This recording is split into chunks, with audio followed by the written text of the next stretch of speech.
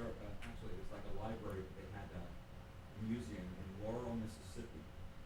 And they had a Chipotle hanging in this little library. Uh-huh. It's incredible.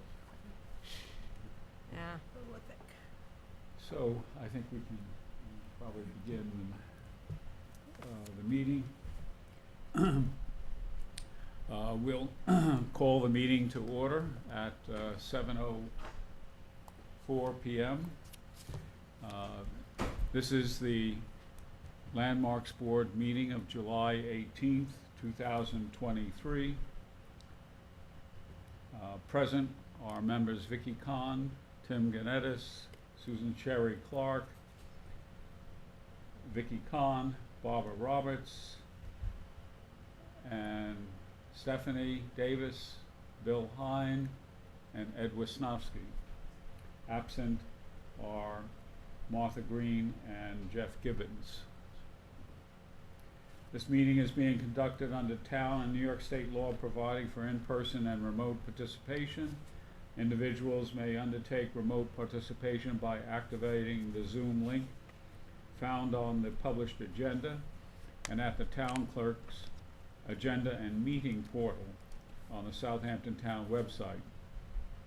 Viewing only is found by activating the live link at the top of the town clerk's meeting portal page. The online Zoom participation is being moderated by CTV. For comment on a particular agenda item, please notify CTV via the chat function so that comment can be made. Commentators will need to provide name, agency if relevant, and place of residence or business. With that, we can proceed to the first item on the agenda, which is the approval of the June 20th, 2023 minutes, which have been distributed and I believe reviewed. I do not know if there was any further There were no further comments after your Comments? comments. uh, so- As you requested, we'll add the COA, reso, for the Dick's Windmill to the back side of the minutes when they're published. Motion. So is that a motion Motion to to approve approve. from Vicky? I'll second it. All those in favor say aye. Aye. Opposed? Minutes are adopted. We have one guest this evening relating to 11 Walnut Avenue and the potentiality for finding by the Landmarks Board that there is characteristics that would enable a determination to be made for the Landmarks Board to recommend to the town board that 11 Walnut Avenue be recognized as a town landmark. And in that regard, we've received a report from Bill. Would you want to summarize that, please? Okay.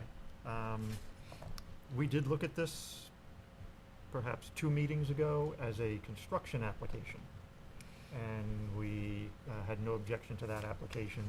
It was removing 2 windows on the side of the house. The remainder of the work was on the rear of the house. And I do address that in this report as well, that we had reviewed that and had no objection to it. So the house has an AYB of 1900. Until recently, there was a shed there with an earlier AYB, perhaps 1915. And then there's a second shed there that's much more contemporary. On the 1902 historic map, the property is owned by H.E. Terrell. Continuing on the 1916 map, it's now owned by H.E. Terrell, and the property has been subdivided. The southern half of the property now owned by Glenn Denning, who is the husband of the Terrell's daughter. So they obviously subdivided to get property for her and her husband to build a house. The house is visible on the 1930 aerial photos, as well as on the 1938. You can see on those properties a much larger driveway prior to the dividing of the properties, I guess. We found, Stephanie and I found a lot of information in the historic newspapers, weddings, moving, visitors, places that the Terrells were visiting. There was a number of things about them moving to East Hampton in order for him to continue working, and then moving back to East Quogue at a later date. When Stephanie and I visited the house, we noticed that the foundation was basically constructed in two portions, the front half of the house being brick, the back being cement blocks. And we also noticed in the attic that there was a line across the chimney where previously the flashing of a roof had joined the chimney, and at some point the roof was then raised to a higher pitch. And then they added on to the chimney to keep it above the roof. So we're not quite sure when that actually occurred, but definitely by the looks of it, it again would have been done prior to 1941. So the house sort of has two different ages to it, but they're both historic in nature. The house is in very good condition. It does show up in the AKRF as EQ48, which states that it's potentially landmark eligible under town criterion C. It is in the East Quogue Hamlet Heritage Area Report. Both of them discuss the shape and condition of the house at that time. We have a number of photographs. There's an interesting detail, and I don't know if it was original to the house, but on the front of the house is a gable end, and at the end of each shingle course, instead of having the grain, as it normally does, run vertical, they took the last shingle on each one and turned them sideways. And I don't think I've seen them do a diagonal, almost like a frieze, down on an angle on top of the shingles, but I've never seen them in the same face of the shingles do one, and it's actually then turned sideways. It's difficult to see in the photo, but yeah, it was just a sort of an odd thing. Until recently, the front of the house has been hidden by some very dense vegetation. All of that's been removed. The house is now readily visible. Seems like a lot of the windows are original to the house. There were a number of storm sashes in the basement, wooden storm sashes. I don't believe there was enough for all of the windows. Yeah, if you go back just a picture or two. Let's see, where were we here? Yeah. So there was a nice stairs in the entry, and there's a back stairs to the house. Yeah, in the basement you can see a lot of the storm sashes were stored down there. Some of them were on the house, but most of them were hidden or stored in the basement. So definitely the framing of the house leans towards a construction date of early 1900s. I think it's the next photo that shows the chimney with the flashing on it. Yep. But, oh, okay. So definitely the earlier roof was a lower pitch, which may have been sort of an Italianate design or something. When they added to the rear of the house, they took that roof off and created a steeper pitch to it. But definitely looking at the framing, the lath, the wood shingles that are still on top of that, it all leads to an early 1900s date. Small addition on the rear of the house, sort of a little entry. There's an above-ground oil tank that's going to go away. The back of the house gets a set of sliding doors now and a small deck, but again, it's on the rear of the house.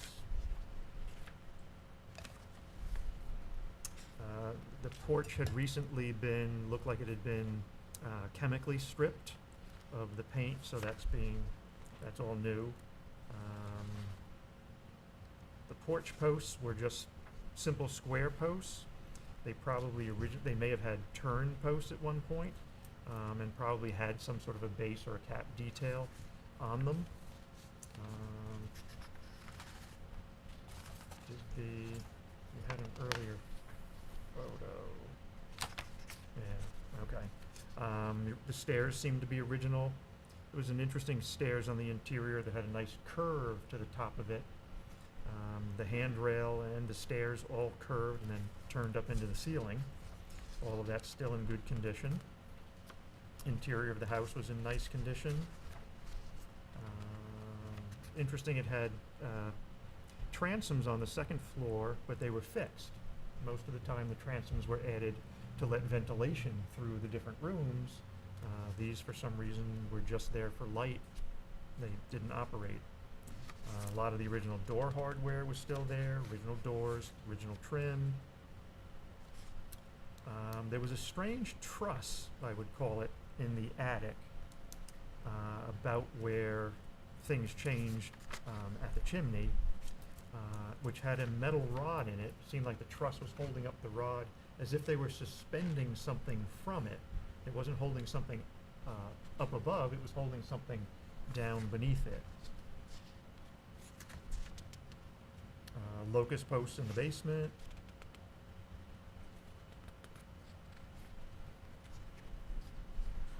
And as I say, we did find out a lot of history on the different families who had lived here. Seemed that they had been also related through marriages to other prominent families in East Quogue. And as the AKRF had stated, possibly being landmark eligible under number C. So we had just felt that it was a very period correct home with the wood shingle siding, the wraparound porch, the original windows, all still in place. So we felt that was the character that we were basing the landmark eligibility on.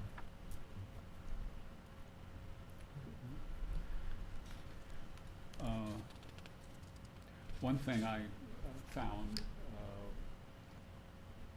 was the deed for purchase for the property, which was 1891. Okay. And they purchased it from Benjamin F. Rogers, who you see on some of the maps, the Beers maps, owned different parcels, vacant parcels. So obviously, I think he was in the real estate marketing business as well.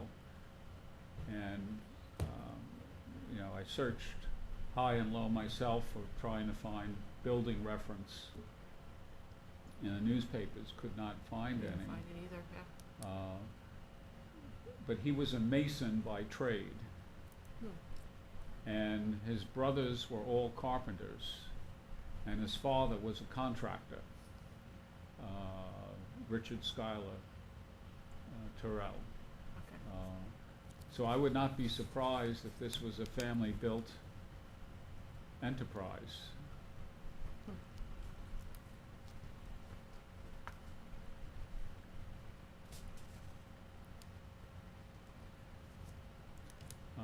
The other thing, we made note in one of the newspaper articles that he was found in 1897 to become the seventh man at the life-saving station.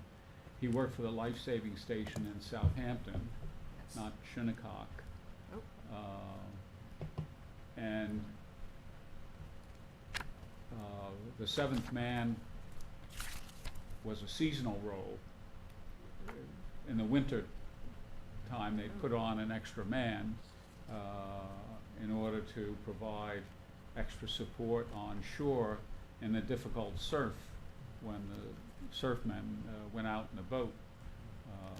So that was kind of a part-time job and certainly would fit with the construction occupation that he had as an individual.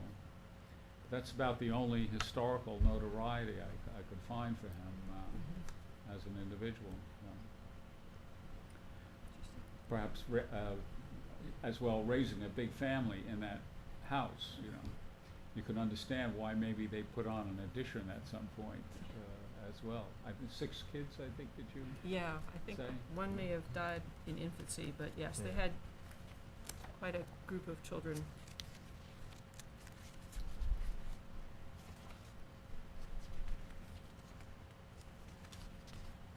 Six. Yep. So, one aspect of your forensic description of and imaging of the building, which is terrific, by the way, is that it has a lot of original characteristics, both interior and exterior.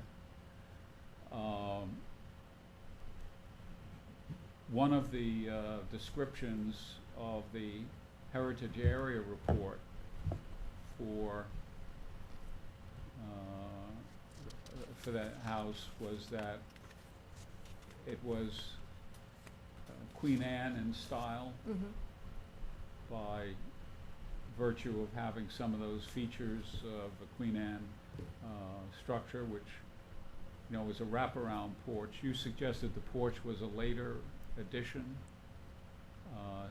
Did you have some sense of why that was a judgment? Although often they don't show the porches on the early maps, but it wasn't on there, so it just seemed like it might have come later. And then the house has a central chimney, was also one of the characteristics as well. Mm-hmm. Are any other kinds of features that would be descriptive of the Queen Anne style?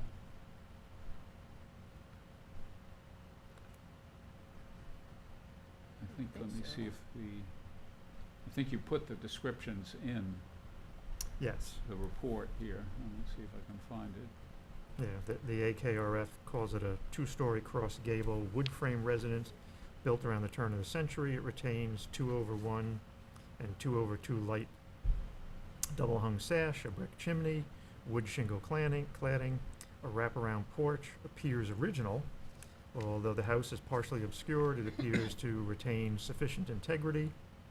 And the East Quogue Hamlet Heritage Report says it's a 2-story front gable Queen Anne style structure with a variety of architectural features typically associated with the Queen Anne style.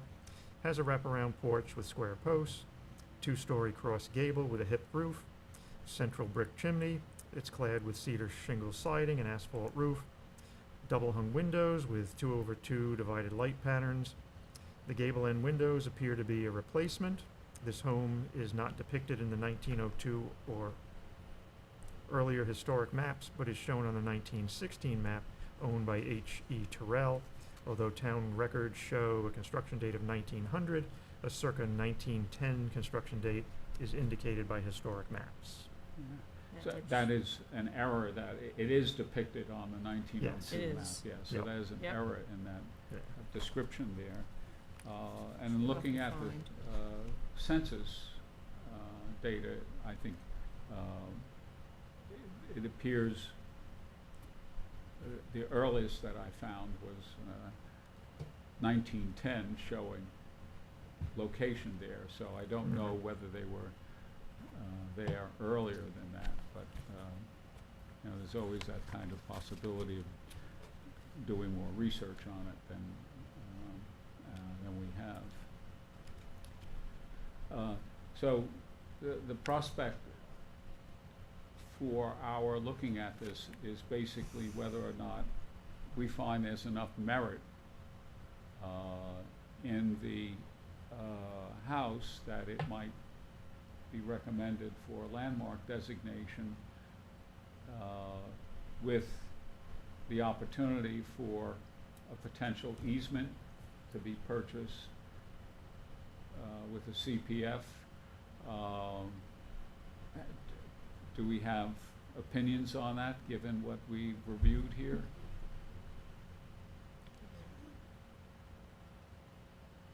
Is that something that, are there any doubts about going forward with finding this as a landmark eligible structure for East Quogue? Walnut? Yeah. So, okay, well, in the place of that, I mean, do you want to offer any comments before we move on? No, thank you very much for the diligent review. It's very exciting and interesting to learn about the history. And Stephanie and Bill visited the house. You had asked about if I could find out from the Phillips family who they had purchased it from. So I reached out to the seller who had bought this house earlier this year. And they mentioned the Ward family who had lived across the street. Interesting. Who they think their parents bought the house from. So just Okay. for what it's worth. All right.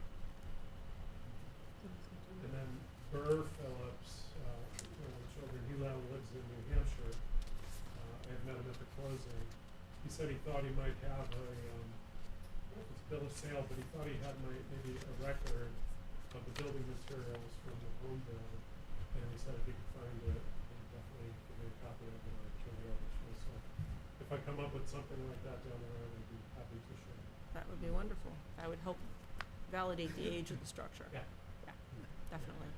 Okay, just for the record, because it was not at the podium, that is the current owner, Lars Fitter, and who is who has the interest in the potential application for such a designation. So we'll proceed forward on that basis and work up the paperwork routine associated with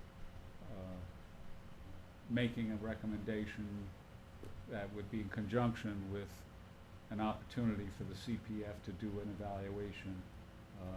I think maybe you understand the process that's involved with a CPF easement. Okay. Find out more. So, Yeah. It's the that, same process that's currently going forward with 149 South Country Road in Remsenburg. right. We made a recommendation to the town board, which I think you and I probably should draft up something, Bill, Okay. to direct to the town board, to recommend landmarking subject to receipt of a easement offer. Right. And, that will alert CPF to start on the appraisal process. Great, thank you. Okay, we can move on to our next agenda. You're here for 146. okay, we are here for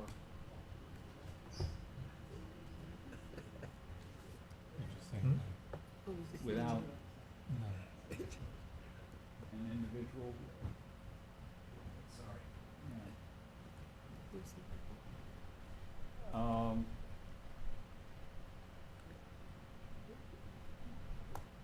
This is 149, 144 South Country.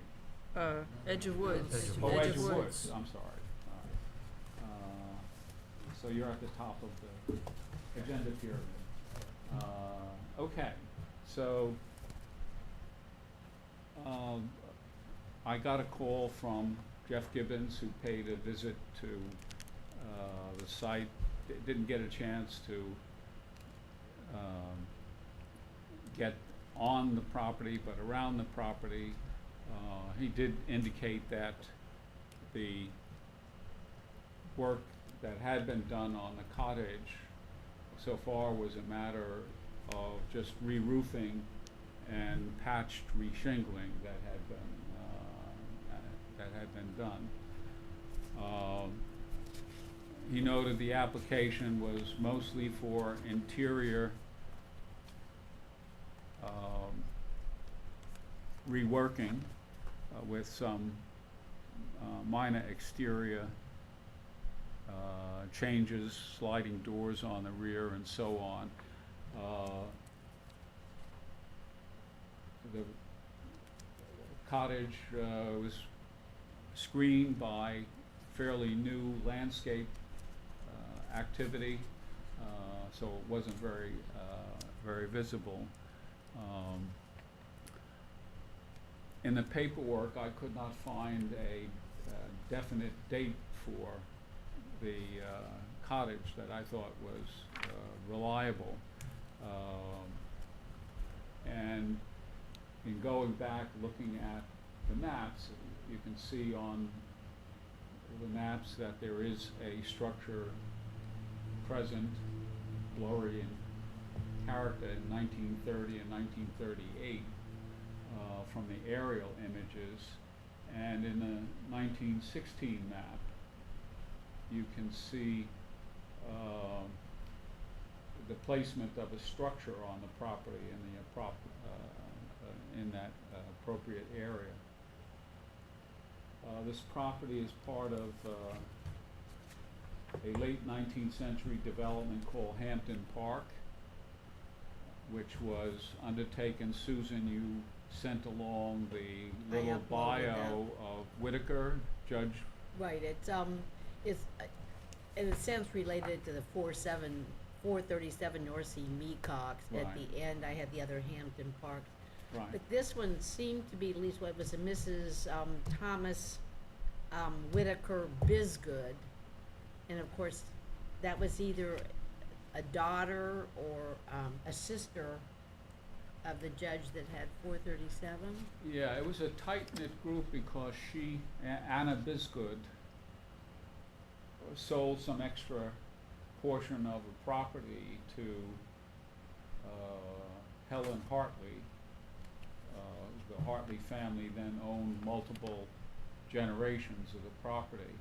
And in the winter, Anna Bisgood lived with Helen Hartley in New York, the widow Hartley in New York, in their digs. I don't know the full background of the Hartley family story in New York City, but that whole Hampton Park was a evolution of an earlier sporting club property by wealthy people, and that sporting association was dissolved, and then the property was basically kind of laid out for development for affluent urbanites to live on. It's my understanding, I think Bisgood, and I'm not sure of the first name, was an attorney in Sag Harbor in the same practice possibly as Whitaker. I think it was like Whitaker and Bisgood in Sag Harbor, at least that's my recollection, that they were law partners of sorts. Right, well, they certainly were in the right business then. So, right. But, my question is, of course, this was, it's for the accessory structure. The main house, there was a fire there last year, I believe. Is it gone, or, I mean, which would be, Why don't you, maybe you can inform us with. which would, to me, is more significant in a sense. So, Good evening, Carl Benacasa, 860 Montauk Highway for the applicant. Yeah, the primary structure, which is certainly the more historically significant, burnt to the ground in December of '22. There was insurance investigations, fire marshal investigations, fire department investigations. Seems that there was an electrical fault at some point, the old electric. And that's, so the structure doesn't remain. The only thing, I don't know if you have images of the burnt structure? Do you? do we have what on this? Images of the remaining, of the remnants? I don't, you know, I can pass this around. you know. that's all But- good. But I would, I mean, my point of asking is, we haven't received a demolition permit for it, so this accessory structure for the construction wouldn't be covered. And what we're discussing today would have to be another submission. I think Dave can speak to that.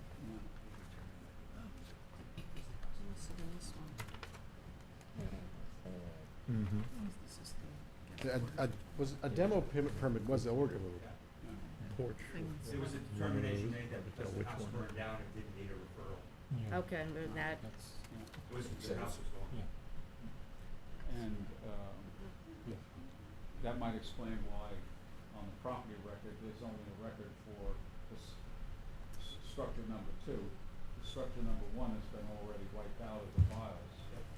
So, Yep. yeah. and I can understand why we don't need one, but then it's just when it comes to site visits, that would be the one that you may have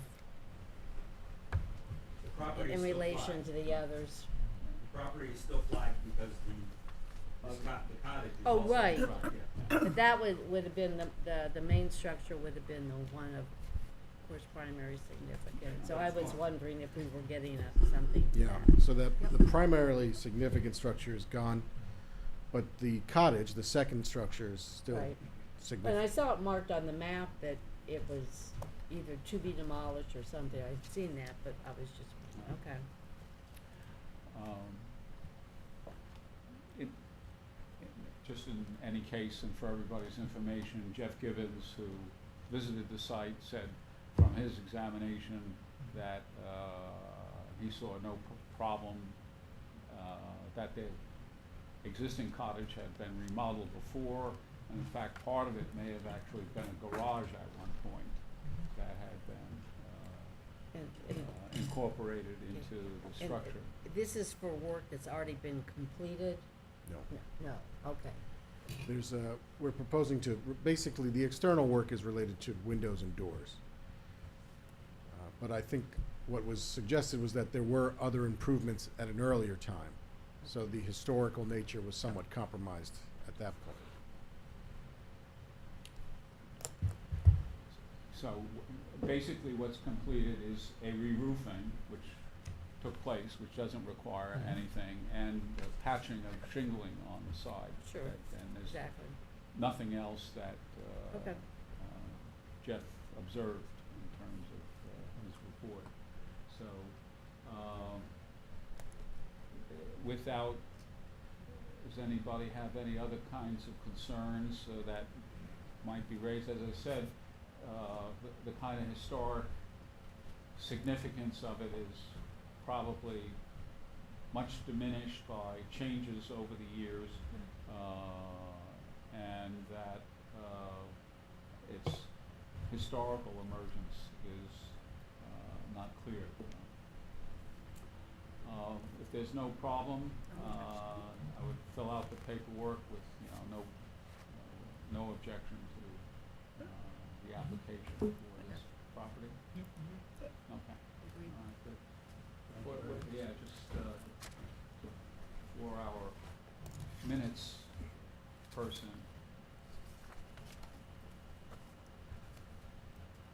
Okay, with that,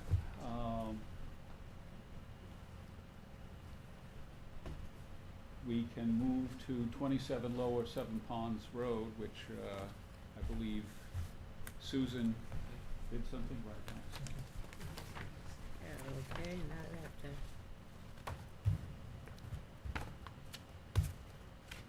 And I apologize for not getting this out until today. Vicki and I made a site visit on Saturday, and it's, looking at the maps, okay, we'll start those with the views, the front view First, let me see and if the I can rear, find almost they appear to be a 1950s house.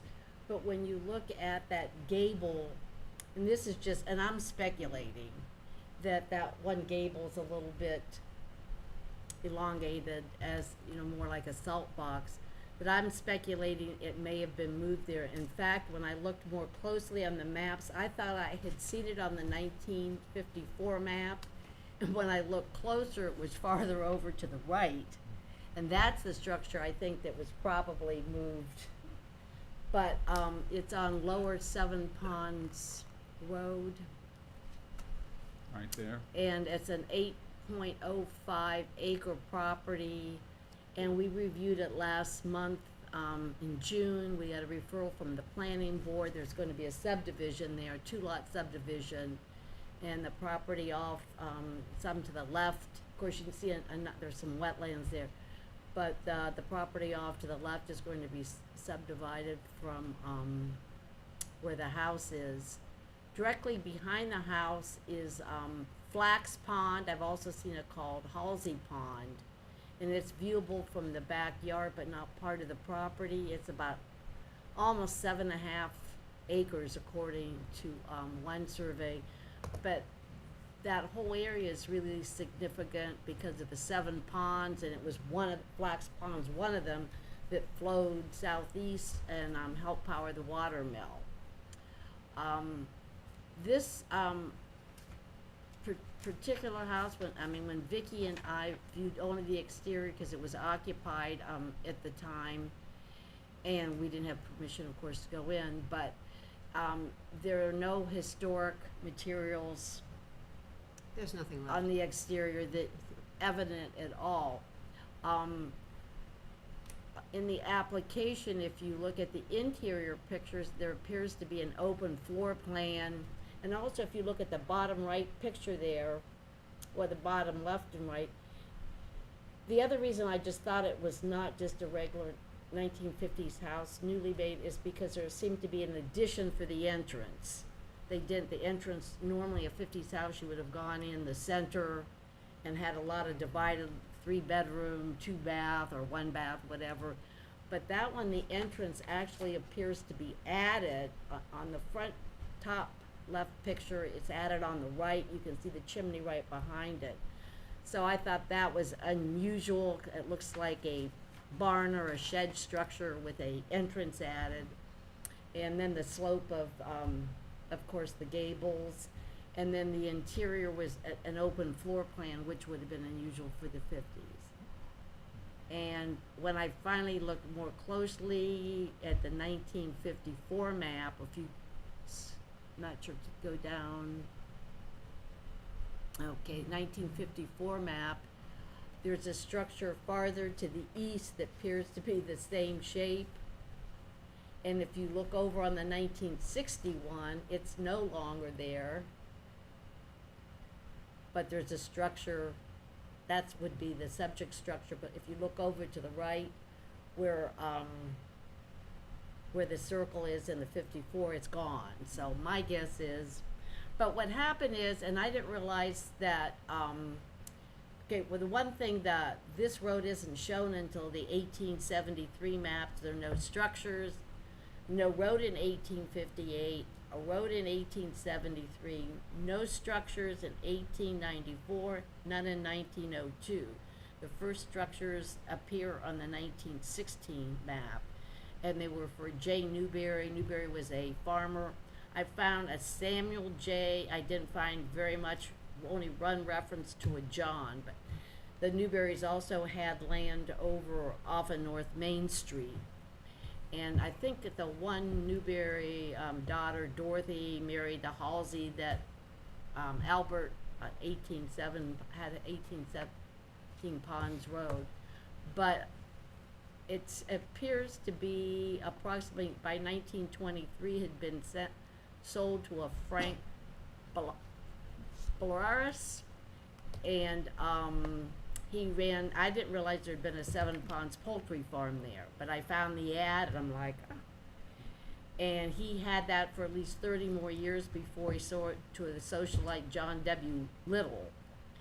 And there's a reference with John having the 36 acres, and it subsequently was subdivided. But John didn't live, of course, in this property. He would have lived in the farmhouse that was to the east. I think that's 71.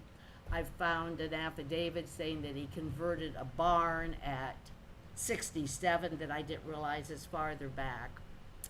And he rented that out year round, and I believe this was, even when the Savanovs had it, instead of rental, not a rental, it was summer, seasonal only, like May 15th to September 15th. And that was the reference. So they lived also on an adjacent property, purchasing it from the Little family. And later on, they purchased this one. So went through a series of people, and we can't really say if it was, if I'm speculating correctly or not. But the end result, there's nothing left. if it had been moved, it was put on a cement foundation in the 1950s and totally renovated on the exterior. There is a gable window, and not that that's newer than 1950, but I would think if it was the 50s ranch usually had the more the little slatty gables, but there was no attic in this, so they looks like they just put that gable window up there. But trying to think if there's any other.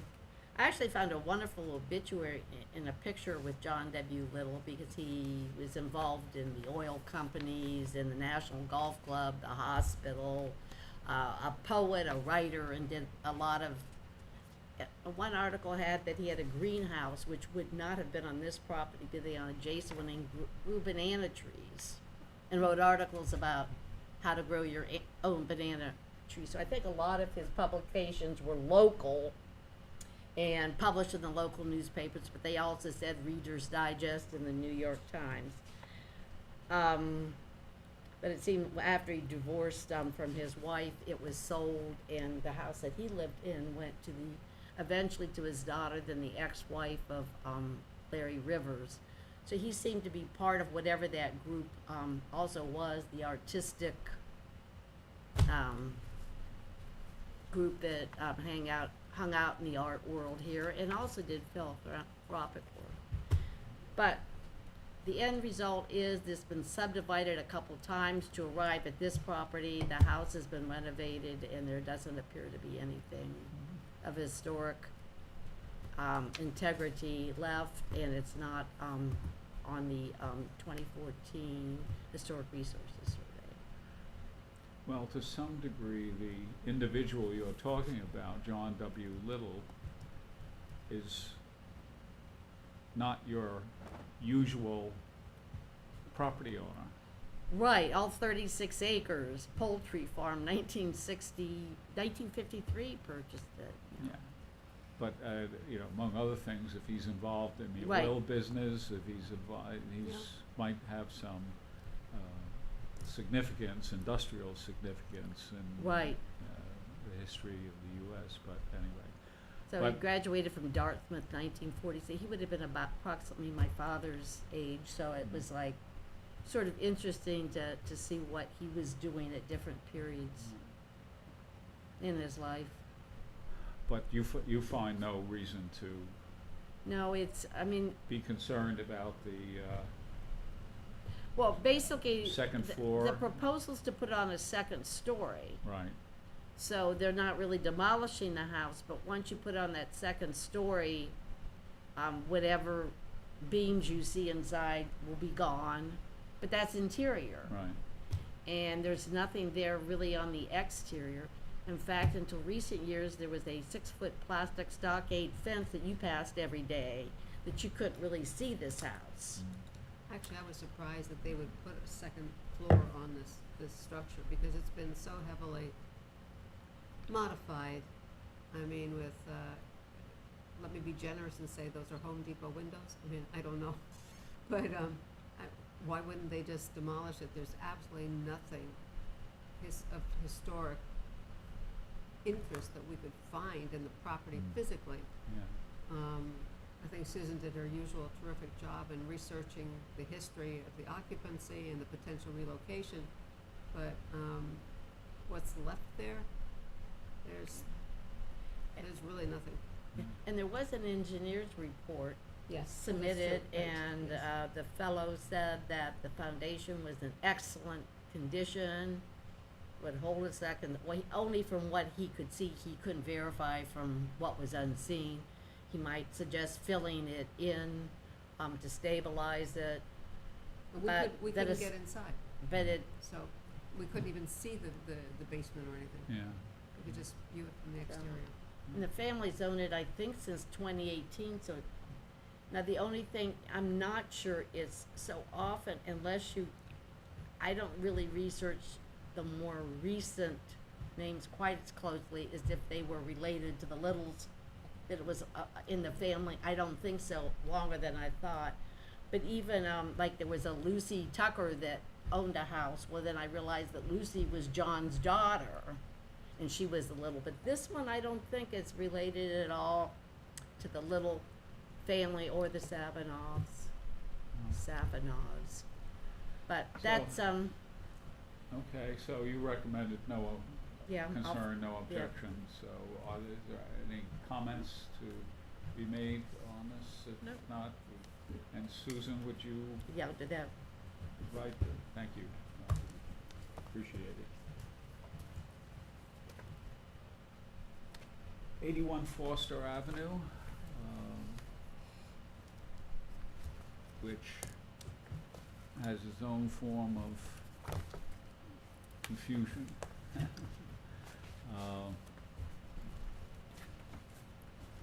Pull that up. The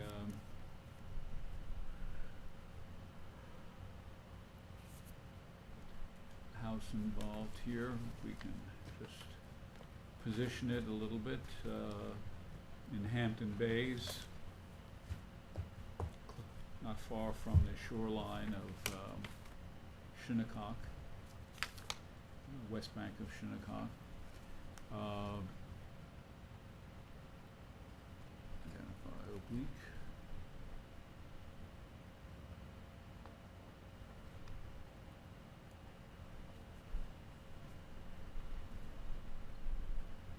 This is the house in its current fashion, right here.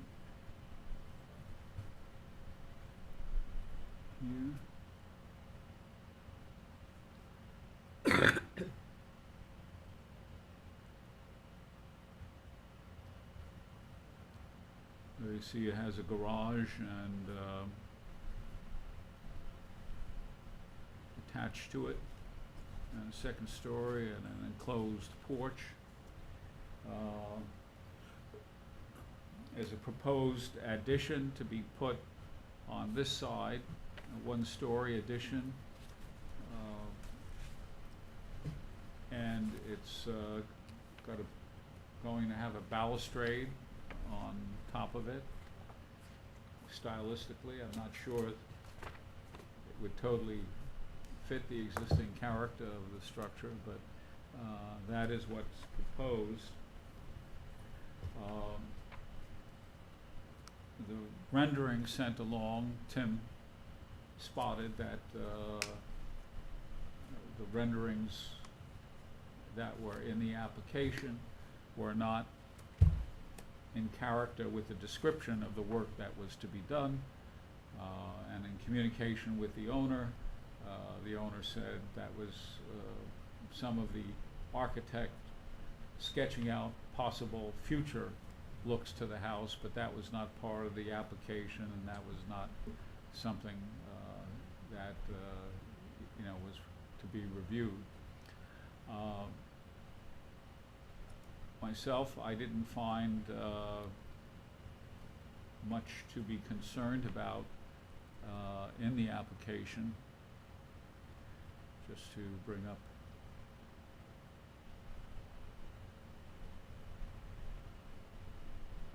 this is the wrong one. This was 7 Ponds. How did that come back?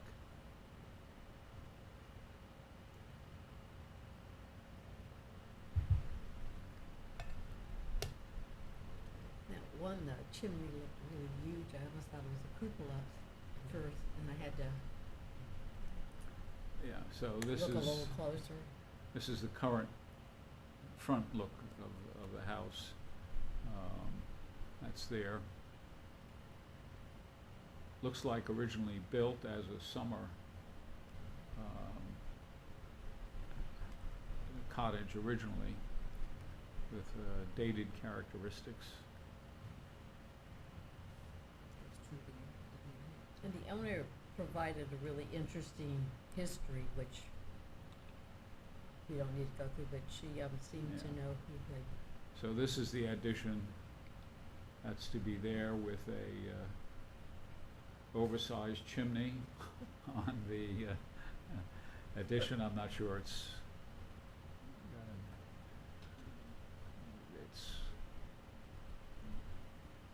going to wind up that big in terms of the relation to the addition itself. And of course, this is not part of the proposition that's there. As my sense is, there's nothing here of significance in the house, of architectural merit and historical character, and that I would recommend no objection to the application for the permit. Any alternative thoughts on this to be offered? And we'll leave the fate of the balustrade to the opinion of the neighborhood in which the house exists. And the fire, and the chimney. Yeah. Okay, so no objection, I will do that. 2424 Montauk Highway, a proposed sign for a circa 1930 commercial building. It was very definitely 1930 in terms of the newspaper reference for the construction of the commercial building, part of a series of buildings built by very prominent Bridgehampton businessman and farmer named Raymond McGee, and actually the store was originally bigger, and the store itself was subdivided in the 1950s, I believe, maybe the 1960s sometimes, and they put an interior wall in the building, and what used to be a larger, I think might have originally been a grocery store, Bohack, at some point, and then became a pharmacy, and then the pharmacy sold half of the store to an investor from East Hampton. They divided the store, so it became a subdivided building and a subdivided property. If you look at the plot on the map, you see very thin slivers but it's changing from what was a retail outlet to, I think, a real estate store. It is an AKRF, but the sign change is just on the facade of the building, and I didn't see anything to be concerned about. We saw the pictures in the application. Any concern for it? Okay. But we passed on it already because Stephanie and myself looked at it and said it was unimportant. Governor John Adams Dix Windmill, status is on its way. You all saw the paperwork on it, so that will proceed So- with the great help of Bill. Yep, I met with the project team yesterday. So Mayor Moore, the building inspector, Larry Jones, two fellows from the architect's office and another one from the landscape architect's office. So we went through the list that I had prepared and all of the items on that just to clarify things. And then went through the COA that's been approved, and there's basically two items that are left for them to sort of present to us, the landscape design and anything on signage with the illumination. We also reviewed things that I'm going to be just having the purview of the rooster wind vane, lightning protection, dark sky compliant lighting, the ADA compliant ramp, and anything else that they change along the way. So they're hoping to have their presentation back for final review to me by August 4th, I think is what Mayor Moore was saying today. And then by our next meeting, we should be having the landscape design and signage prepared for any review that we need. Well, thanks very much for all that attention and service you're giving, so, I'm sure the village of West Hampton Beach will also owe you a great deal of recognition and appreciation for it. 201 Springville Road is a planning board referral, and it's, I think, to provide for 2 lots out of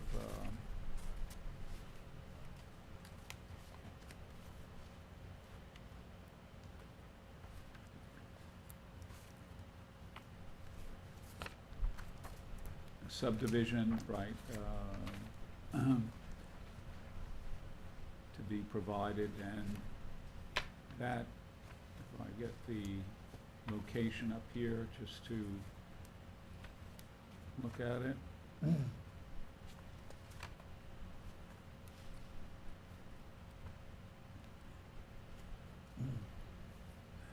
This is in Hampton Bays again, on Springville Road. As you can see, the property has some depth to it that's associated with, obviously, the interest in a subdivision here. I saw no properties identified in any historic survey that are in the neighborhood. This looks like a neighborhood with more 20th century, middle of the 20th century construction present. And I don't know if anyone else took any close view of this, that you have any sense of concern about it? Okay, well, all right, so I will just construct a simple response. We reviewed it, we see no questions of historic significance associated with the application for the subdivision. So, okay.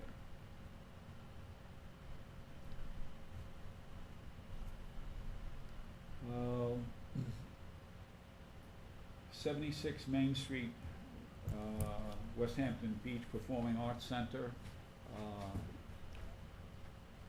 On July 25th, I believe, the town board will be voting on an approval for the intermunicipal agreement, which then would clear the way for the Landmarks Board to exercise a review authority for a recommendation for landmark status and for potentially community preservation fund investment in a historic property in West Hampton Beach Village. And I did get a communication from Julianne Penza, the director, inquiring about it, and she thought, should she be here tonight, and I did say that we'll be dealing with it August 15th meeting, so something to look forward to. 149 South Country Road is, That's, he's waiting for his easement offer. I have spoken or communicated with the CPF manager, and the appraisal is in process right now. Apparently they've been very backed up with a large number of appraisals they're working on, so she thinks it'll be about another month before they'll have the information in-house from which to make an easement offer. okay.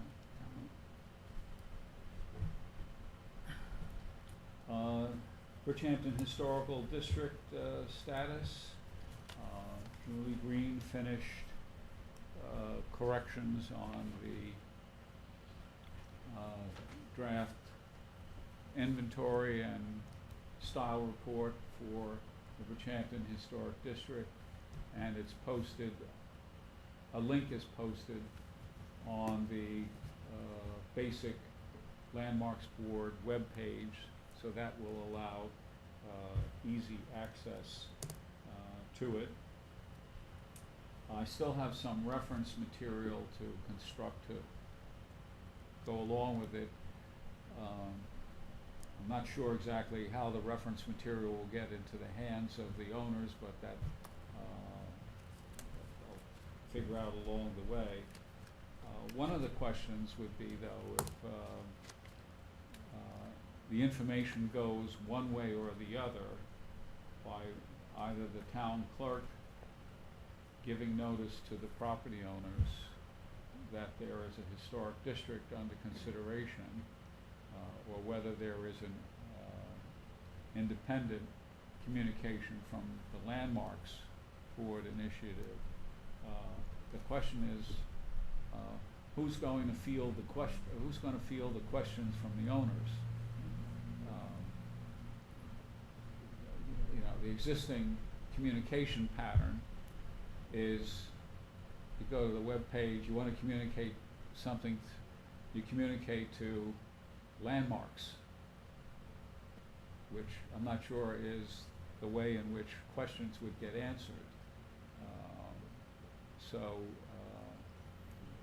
One of the questions that I'm struggling with is, should I put my own name out there, or whether or not we should put Dave's name on it.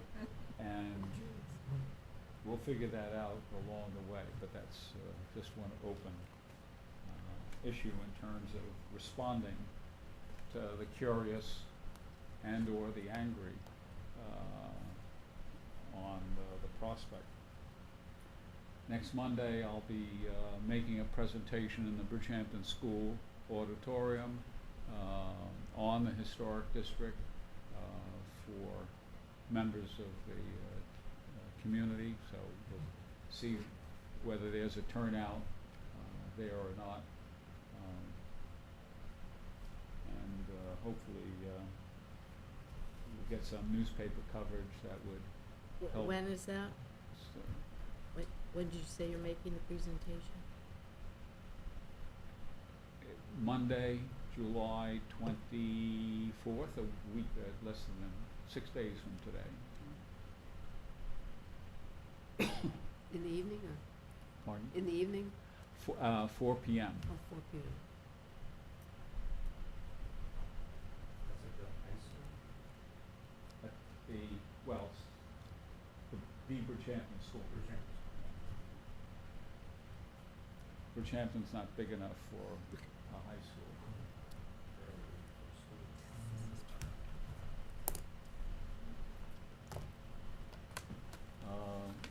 A standalone high school, I should say. Okay, so that answers that, and Stony Brook, Southampton Historic Buildings, a lot of smoke. Great article, great We'll letter. see, you know, what's going to transpire. The Southampton Press had another stimulated editorial on the Stony Brook administration, and we'll see if there's if the vibrations in the ground are getting to the Stony Brook administration in some fashion. So that's about all I think that I can say about that. Certified local government activity, I think we got some promotional Right. email about a seminar that one could pay to sign up for, yeah. But of course, that's just another problem with this whole business. We don't have a budget for our operations of any kind, so it's something I'm gonna try and put in a memorandum to, some town board members to think about how they can empower the Landmarks Board to do what it should do, which among other things is to enhance its experience Right. and training with respect to, the practices that can be followed. Should get Yeah. something to Janice ASAP, because the budget is due like the end of this month. Oh, yeah? The end of July, is that how quickly he's been It's, polling the department heads for? department heads have till the end of the month to get everything. Okay. Well, I'll see if I Alright. can slip something into the top of the pile. Anything else that we should be thinking about or considering? Yes, I wanted to mention one thing. Susan and I looked at 18 Flying Point Road, and we're still working on that. Right, Bill also. Bill, I'm sorry, and Bill, I didn't mean to forget you. And in our inspection, there's some very interesting windows. The barn has been renovated on multiple occasions, however, it does have a lot of merit. One of the items mentioned was the possibility that the windows were relocated from the West Hampton Beach Library building, the existing building, which was the original building, I should say, which was demolished. So I did speak with Mayor Moore, because I believe her husband was on the library board at the time, and she was kind enough to get back to us, and she said she could not, she had spoken with the library folks, and they really didn't have any information.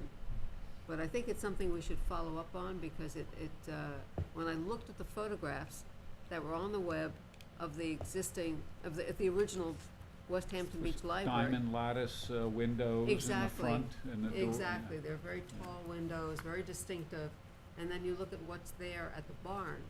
And in the barn, they still have a portion, the upper portion is, still has the diamond, but the remainder of the panes are single pane.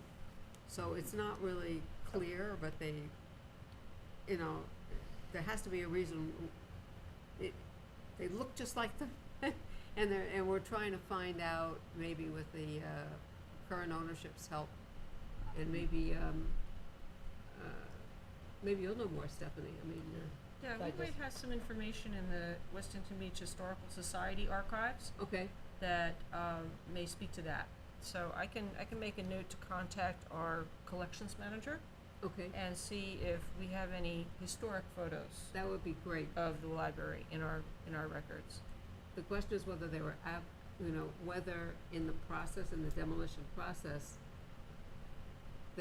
somebody volunteered to take those windows, or the contractor said, I can find another use for them, or somebody said, okay, I'll take, Yeah. So they're diamond paned at the top, but a single pane at the bottom? yes, Okay. It's not diamond, it's, they're little squares, Yeah, it's little squares, yeah. 3 wide, 3 high, it's like Okay, 9 so little light. squares. yeah. Okay. All right. But it matches what you see, the little squares, Yeah. but the diamonds, of course, in the lower In panes the are. lower portion have been replaced by single pane. Okay. So I think there's a good possibility, but we'd have to be able to substantiate it, because that would go a long way to helping to Yeah. preserve this barn. Yeah, I think it would be nice if we have some photos. I mean, there is that iconic photo of the very first building, Exactly. but there have been a number of iterations since Right. then as the library was added onto, I think at least twice in my lifetime that I know of. Okay. So before the current version Mhm. appeared and the old version went in a dumpster, Right, so. okay. Any Okay. help you could So, provide would be great. So, a continue. detective question. Yes. Where did that storyline or so-called narrative come from? The current owner. The current owner? The current Okay. owner. And did he give an indication or she give an indication as to how they acquired that They were told, story? apparently when Hal Buckner and Dorothy Lichtenstein purchased the property, it was information that was transmitted to them, because they were, enamored of this barn, and that's where they heard the story, but they don't have any paperwork. So it's possible that the prior owner might have more Yes. context Yes, for that, okay. exactly. All right, So Troy Buckner was gonna try and follow up on that, okay, and we just need to reconnect with him and see if he's gotten any, okay. because he's, you know, he would really like to get this landmark, if it's possible. And this would go a long way to helping that. Well, I saw the picture of the original West Hampton Library before it was added onto and so on many times, but very attractive Yes. building, and Right. you know, it's kind of one of the sorry stories that you know, you see an original building with a lot of character to it ultimately disappear, you know. And Vicky, of course, sent out an email, and later on in the day, I did send 3 of my pictures of the windows, and then Bill tacked Yes. on 3 excellent ones, much better ones of his, because they're straight on and Right. versus mine have a funny angle. It's like, oh, look at those, but his were excellent. These are the so- elevations. Yeah. Yeah. the architect eye. So anyways, but we have, I mean, I may have had more, so I put mine together quickly, but, you know, because it's so massive and you're right up on it, it's not like you can take a picture from a distance without going around a few sculptures and a couple trees. Right, right. But it was interesting, it was a very Mhm. interesting, structure. Mhm. So, any further business to be brought before us tonight? If none, the meeting is adjourned at 8:14 PM.